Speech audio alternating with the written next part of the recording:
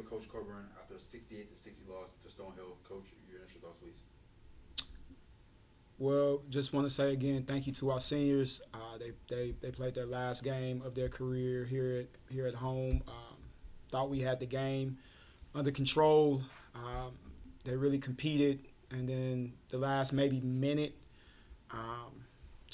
couple of minutes in the fourth quarter, it just felt like our decision making has got to be better. So, for the group. We're playing Stonehill again, so for the group, we just got to make sure that next time we play them, that we make good decisions and we finish at the rim. So tip your hat off to Stonehill. I mean, Brooke, 11-14 from the free throw line. That's almost more than our entire team. So that pretty much won them the game. They made their free throws, 26-13 on the foul count. So, again, I guess we're not being aggressive, but Stonehill deserved it. They earned it. We got to continue to push the needle, get ready for conference tournament. Coach, in the first half and a little bit into the second half, you guys were leading. You guys were playing good basketball. Mm-hmm.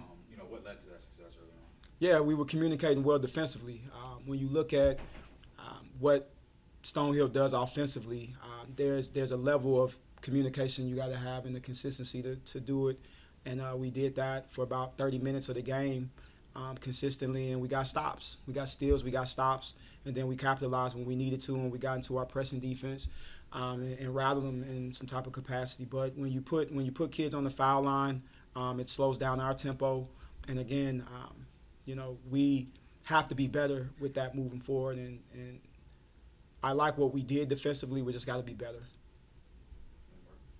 What does it say about you and your team that you have gone toe-to-toe with FDU, with Stonehill, and now hopefully you're going to see one, obviously, on Monday night, but hopefully the other one on Thursday? Well, that's a good question. I mean, we got two teams that are seasoned. All their players are seasoned. They've been in these experiences before. And again, for us, we have a few players that are experienced, but we have a lot of players that are not. And so we've got to be able to learn from it and then put the pieces together in one game, and everybody's got to show up. For us, what I really expect from our group, no matter what, is to play hard and play with effort. And when we do that and we follow through with the game plan, we can play against anybody. And I know, FDU is a great team, championship level team.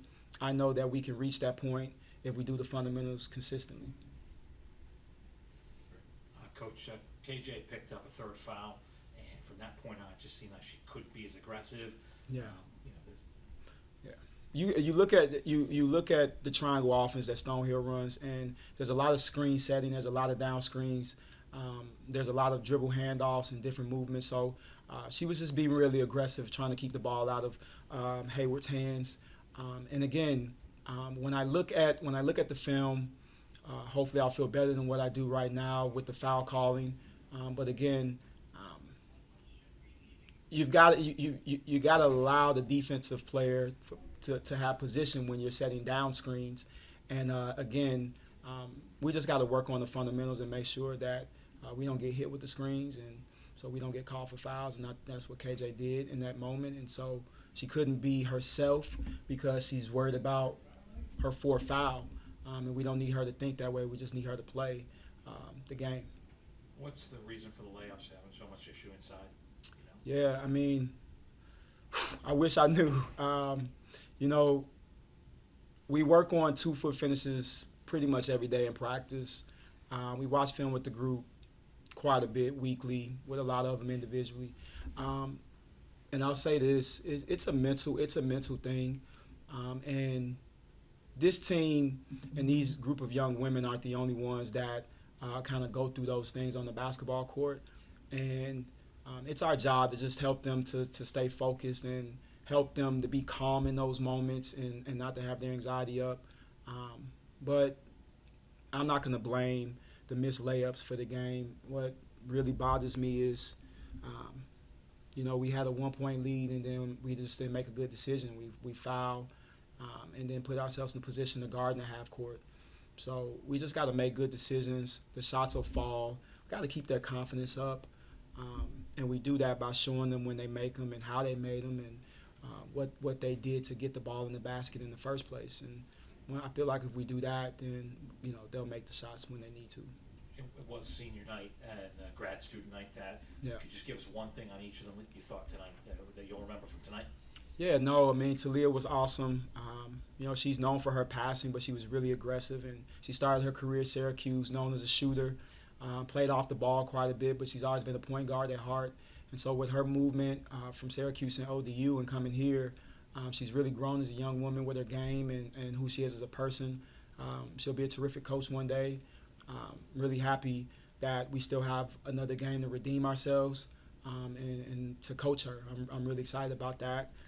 Julia, she been knowing Julia since she was 11, and one thing that I always respect about her is her resilience and her story, and starting from Providence and not getting a lot of playing time and beating the mental capacity from that experience and coming here, having an opportunity to play in front of your family and friends, and then you tear your ACL and you have a decision. I can graduate and move on and be a young adult, or I can come back and redeem myself and my career and have a legacy that is remembered for me being resilient, handling adversity, and helping this program and the team win. And tonight she got off to a slow start, and she really pushed the needle, and that's who she is. She just keeps fighting.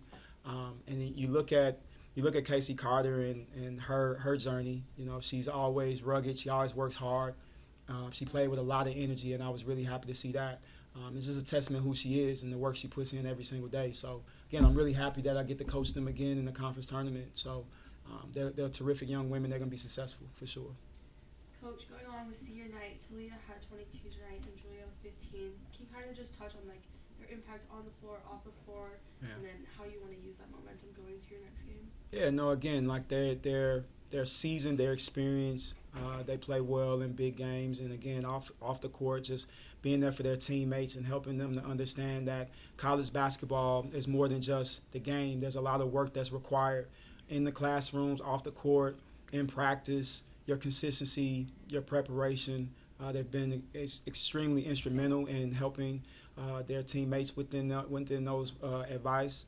And again, when they play well, I feel like we play well, and we had a chance to win the game. So with them two playing well, we just got to make good decisions, and we got to make sure that we finish around the rim. So I'm happy again that I'll be able to coach them in the conference tournament, and believe we can get the win if we play really good on both sides of the ball. TC, I asked you this at the beginning of the season when you started conference play, and now going into next week. How ready is this team for the conference tournament? Yeah, again, we've had a lot of experience. We've had a lot of ups and downs. And the thing that I'm excited about is that although we had a lot of ups and downs, the team has never stopped fighting. They've never stopped giving up. They come in every day and they put in the work. And so that's all you want from your group. Heck, we had a game where, the refs called two jump balls and gave it to the other team. The team responded well after that instead of putting their heads down. We've had games where players are not healthy. And again, when you have all of that adversity and you still respond positively, you can't fault that. And who wouldn't want to coach a team that continues to respond the right way? So again, I'm excited to coach them in this conference tournament, and I know we'll respond positively and fight to the end.